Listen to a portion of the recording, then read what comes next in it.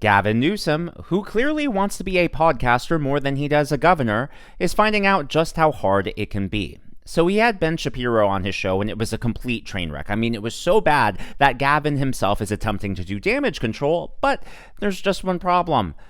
You can only polish a turd so much. In fact, most of the time it smears and people find out just how much you stink before you get anything good out of it, if you get anything good out of it at all. So Gavin posted this on social media. What's Ben Shapiro hiding alongside this video? About radically lowering the income tax rates in the state. Yeah, I don't know if you like me. I bet that Steve would run a vanity campaign in order to garner a few dollars and some more attention for himself. Sure, why not? It was great. It was great. I mean, Burbank was a great place to grow up. It was like kids playing in the street. I've been a big advocate of getting rid of the tariff since literally day one. I don't understand why we are attempting to make Greenland our 51st state. I think that they are in for a world of hurt right now in the midterms. And that includes, by the way, not interfering in the independence of the Fed. Yes. Ben Shapiro, you're always welcome back home. Thanks so much. Seriously, what did Gavin Newsom think he was accomplishing with that clip? And the premise of it makes no sense at all. What is Ben Shapiro hiding? By definition, Ben Shapiro isn't hiding anything. Not only did he voluntarily go on your show when you asked him to come on, but he answered all your questions. In fact, even though it's your show, Gavin Newsom, it seemed like Ben Shapiro was wearing the pants here. He was the one really guiding the conversation. He was asking questions. It felt like you were on your feet, and now you acting as if Ben Shapiro is running for president and you're running against him. I mean, that's what this feels like, right? It feels like some sort of attack ad against someone he just had a conversation with, someone whose audience he clearly is attempting to try to win over. So we're going to go through some of these clips here, and it's clear that Gavin was playing defense. He was back on his heels thanks to Ben Shapiro. They talked a lot about national security and border security, and obviously you can't talk about that without talking about ICE, especially what happened in Minneapolis. When we talk about security, people usually think about borders or national defense, but personal security matters too, and most of us have way more information about ourselves online than we realize. That really hit home after I got a phishing email that looked exactly like it was from my bank. Same logo, same language, but it used my real address. That's when I realized my data was already out there. So I decided to wipe myself from the internet with Incogni. They don't just remove your info from data brokers, they go after any site that has your data. My dashboard shows 786 removal requests, 734 already completed, saving me 550 hours and 30 minutes of work. That beats spending months or years cleaning up financial and reputational damage from identity theft. And with Incogni's custom removal feature on the Unlimited and Family Unlimited plans, you can flag any site showing your info, and one of their privacy agents personally takes care of it. Because once your data is out there, it's not harmless. It's fuel for scams, identity theft, and worse. Go to incogni.com/stateofdaniel and use State of Daniel for 60% off. Again, incogni.com/stateofdaniel, code stateofdaniel. Remove yourself from the internet before someone else uses your data against you. Unfortunately for him, Gavin has a long track record of anti-ICE statements. In fact, just a few days ago, his PR team posted on social media that ICE is a state-sponsored terrorist organization. So just imagine the Democrat Party's shock when, for apparently no reason, Gavin Newsom did a complete 180. One was a narrative that was immediately pushed by the Trump administration and Secretary of Homeland Security Kristi Noem that she was a domestic terrorist who was attempting to run over officers with her car and was legitimately trying, not just this officer, but multiple officers. That was the original statement. I said at the time, I thought that was untrue. And then your press office tweeted out that it was state-sponsored terrorism, which, I mean, Governor, I do have to ask you about that. Yeah. That sort of thing makes our politics worse. Yeah. I mean, it does. Yeah. I mean, our ICE officers obviously are not terrorists. Yeah. A tragic situation is not state-sponsored terrorism. Yeah, I think that's fair. I mean, So there you have it, Gavin Newsom agreeing with Ben Shapiro instead of fighting back. Now, I'm not, arguing that what he's saying now is right, but it really just shows what a lack of a spine this guy has. He has no convictions, because if you truly believed that ICE was a state-sponsored terrorism, wouldn't you be trying to argue and debate your point? Instead, he's just folding and agreeing with Ben Shapiro. And it's because Newsom is the perfect definition of a politician. Slick hair, all that hairspray and just greasy and oily and slimy because he just goes with the flow. He's trying to get everyone's vote. He has no core, and that's why he just blows whichever way the wind blows because he's trying to get you on his side. And in the day and age where people want authenticity, it's not working. And that's why even though people think he's the Democrat frontrunner or they think he's the favorite, I don't think he's going to make it very far in the primaries. I could be wrong, but I think that this one interview has already cost him a lot of support. Now, Ben didn't stop there. He also asked about AOC because a lot of radical Democrats, they've been wanting to abolish ICE. So he brought that up, and, Gavin Newsom again seemed to be siding with Shapiro here.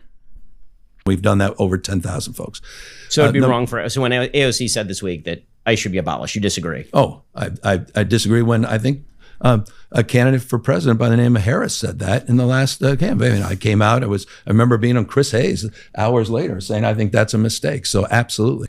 Remember, it wasn't that long ago when Gavin Newsom did his whole tour on late night TV, right? He went on comedy shows, which we really know is just a front for left-wing propaganda, and he was talking about how dangerous ICE is and how he, as a straight white man, would be terrified if this unmarked vehicle with masked agents came out after him. What he's describing would be bad guys, right? The language and the terminology he's using is the exact same language as the anti-ICE rioters out in Minnesota. So again, it goes back to what you truly believe. If you truly believe that ICE is a state-sponsored terrorist organization, then yes, you would want to abolish it. The train of thought would at least be coherent and cohesive. But there is no cohesion here because I don't think Gavin Newsom even knows what he believes and what he thinks. He's just trying to say what he thinks people want to hear, and that's why so many Democrat primary voters are losing their minds over this. This is from Matt, who is one of the most popular Gen Z influencers. As far as politics goes, this man cannot be our 2028 candidate. It's not just him, Mehdi Hassan. Not sure why Newsom is trying to wreck his otherwise very strong chance of winning the 2028 nomination. Common Dreams, a Democrat organization. Critics tell, Gavin Newsom to grow an effing spine. And then a Democrat Party strategist says, so long, Gavin 2028. All over this interview. So it's clear that this has backfired, and that explains why Gavin Newsom thought he had to do damage control, and instead of defending his statements is now trying to claim that Ben Shapiro was hiding something. Again, that just makes no sense. Ben went on your show. Ben spoke. How can you hide some, is anyone home up there, Gavin? Next up, Gavin won the gold medal for the fastest yet wobbliest pivot I've ever seen during a live interview. So they started talking about taxes, and of course, understandably, Gavin would want to change the subject because there is no way he can win a point. There's no way he can dominate the conversation if you're talking about taxes, because California has the highest tax rates in the entire country. And so take a look at what happened. How about radically lowering the income tax rates in the state? California has tax. I mean, there's 16 states right now. Let's talk about those 16 states. Why don't we talk about California? That's I'm going to. They tax their low-wage earners more than California taxes its high-wage earners. Let's talk about those lowering those tax rates in those 16 states. That is so manipulative and misrepresentative that it's bordering dishonesty here. He knows what he's doing. The reason he has to talk about those 16 states, and we'll get to that in a second, is because he can't admit that California is taxing its citizens so badly that they are fleeing, right? You take a look at states like California, New York, Illinois. People are fleeing to go to red states where there is better cost of living, lower taxes, better quality of life. And that's why so many red states have been really exploding as far as population, economic opportunity, especially since COVID. So he was talking about 16 other states that tax their lowest earners more than California does. Let's debunk that first. So let's take a look at this. When it comes to income taxes, the top marginal state income tax, California is number one at 13.3%. Unfortunately for Gavin, the trend line in California has been going in the wrong direction. Just 2 to 3 years ago, California was only number two. Take a look here. It was behind New York as the state with the highest individual income tax rate. So the higher number is worse. You want to have a lower number. California was number two in 2023. Now 2025, 2026, California has the number one rate. Obviously, though, income tax is not the entire equation. You also have property taxes, sales taxes.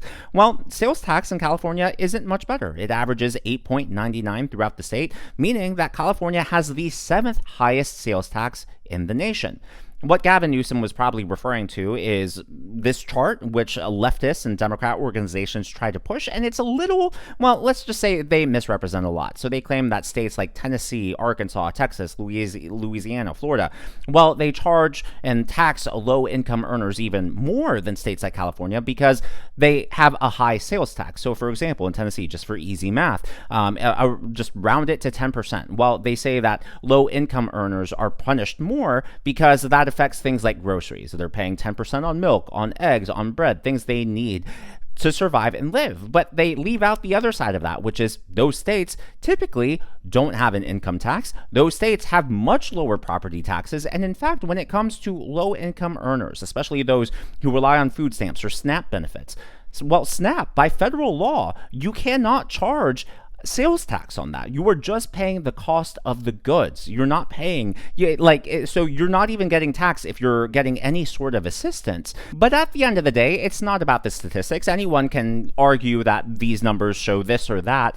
What actually tells us what's going on is how people vote with their feet, how people vote with their wallets. And it's clear that people are fleeing states like New York, California, Illinois, and are going to states like Tennessee, Florida, Texas, Louisiana, despite the fact that they have higher sales tax and are red states. I think that speaks for itself. Last but not least, Gavin Newsom came out of the closet.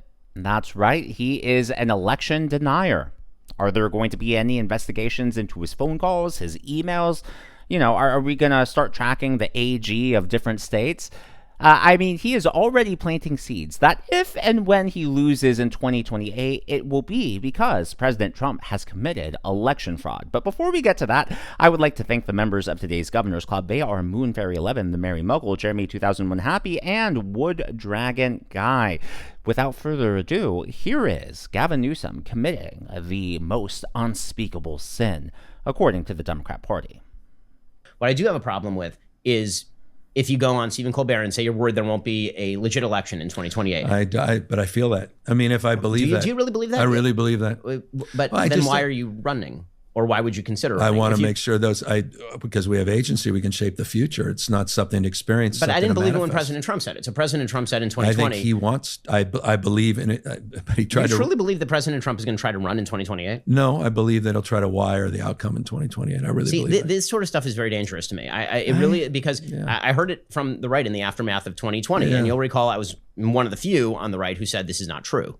Right, that Joe Biden was legitimately elected in 2020, and that if someone could provide me evidence that he was not, that was sufficient to overcome the burden of proof. You saw what Trump tried to do. Yeah, I have a really hard time believing Gavin actually thinks that, because if he did, just like Ben Shapiro said, why would you even run if the results are already going to be baked in? Isn't it just a waste of time? Isn't it a waste of money and resources? Wouldn't you be better off trying to make sure that that doesn't happen? But instead, nope, he claims he's running. And look, I know a lot of people don't believe in body language. Whenever I bring it up, people say, Daniel, you're reading too much into it. I would like to point out, if you look at all the other clips I played before, Gavin's really relaxed, and his legs, while they're only crossed at the ankles here, he's a lot tighter up, you know, keeping it close to himself as if maybe he has something to hide. As always, though, all of that is just my analysis and commentary. That is what's happening in the world of politics from my point of view, and I would love to hear from you. So do you think that this has hurt Gavin at all as far as the 2028 primaries are concerned, or do you think it's too far out, too much can change,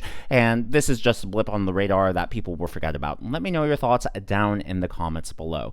Personally, I think, you know, it's too early to say anything, but some people may come to the conclusion that it's anyone but Gavin. We see that happen a lot. So we'll see what happens and what sort of fallout happens in the coming days, weeks, and months. If you haven't already, please be sure to leave me a thumbs up. I know it's a simple thing to ask for, but it really does help me reach more viewers like you in the algorithm. Be sure to smash that subscribe button and to check out one of these videos.